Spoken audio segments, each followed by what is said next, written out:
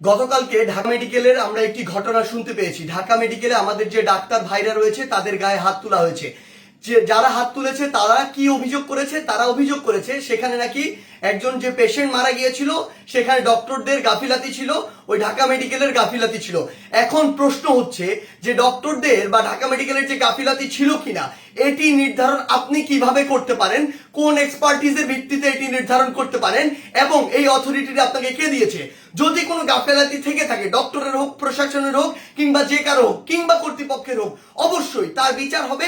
তার বিচার একটি প্রক্রিয়াধীন প্রক্রিয়া হবে, একটি তদন্তের মাধ্যমে হবে। সেই অভিযোগটি আপনি বিএমডিসি তে করতে পারেন কিংবা সেই অভিযোগটি আপনি প্রশাসনের কাছে করতে পারেন। কিন্তু আপনার কি অভিজ্ঞতাটুকু রয়েছে, আপনার কি দক্ষতাটুকু রয়েছে যে একজন ডক্টর তার সাথে গাফিলতি করেছে কিনা সেটি যাচাই করার? আমাদের সবচেয়ে বড় এখন যে সমস্যাটি হয়ে গিয়েছে, আমরা এই বাঙালিরা অধিকাংশ ক্ষেত্রে অধিকাংশ বাঙালি নিজেদেরকে সব জায়গার দক্ষ মনে করি এবং সব জায়গায় নিজের নাক গলাতে যাই। আপনি আমাকে একটি জিনিস বলুন, যে ডাক্তার 5 বছর ধরে এমবিবিএস পাস করলো, 1 বছর ইন্টার্ন করলো, এরপর বছর বছর ধরে বিভিন্ন ডিগ্রি নিল, পড়াশোনা করলো, তিনি একজন পেশেন্টকে যেভাবে ডিল করেন, তিনি পেশেন্টের ভিতরের এবং বাইরের বিষয়গুলো যেভাবে জানেন, যেভাবে ট্রিটমেন্ট করেন, আপনি কিভাবে মনে করেন আপনি সেই পড়াশোনা না করে শুধু বাইরে থেকে দেখে নিজের চোখে যা মনে হলো তা দেখে তাকে একটি নির্দিষ্ট রেজাল্ট দিয়ে দিচ্ছেন, একটি নির্দিষ্ট ব্লেম দিয়ে দিচ্ছেন? আমাদের জায়গা থেকে স্পষ্ট বার্তা, এরকম একটি ব্লেম দিয়ে আসলে যখন আপনি একজন ডক্টরের গায়ে হাত তুলেন তখন আপনি যে কাজটি করেন সেটি আমরা বৈষম্য বিরোধী ছাত্র আন্দোলন আমাদের জায়গা থেকে কোনোদিনও সমর্থন করতে পারি না। আপনাদের যদি কোনো অভিযোগ থাকে সেই অভিযোগটি আপনি জানাতে পারতেন। আমরা জানি আমাদের এই পুরো প্রসেসটিতে, এই ছাত্র জনতার অভ্যুত্থানে ডক্টররা কিভাবে ওই হসপিটালের ভিতর থেকে, ওই ইমার্জেন্সি থেকে তাদের ভূমিকাটি রেখেছে।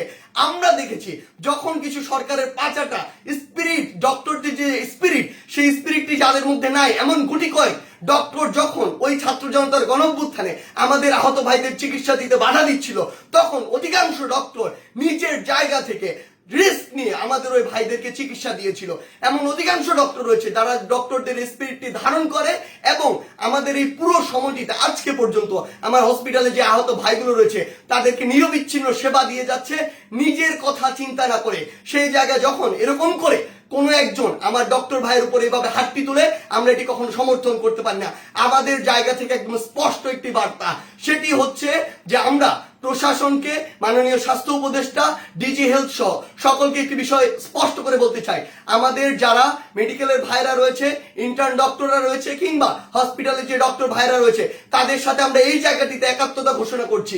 তাদের নিরাপত্তার সর্বোচ্চ ব্যবস্থা করতে হবে। তারা দিনরাত 24 ঘন্টা আমাদের জন্য কাজ করছে, অথচ কেউ একজন চাইলো আর একটা ব্লেম দিয়ে তাদের গায়ে এসে হাত দিয়ে দিল, এটি আমরা আমাদের জায়গা থেকে কখনো মানতে পারি না।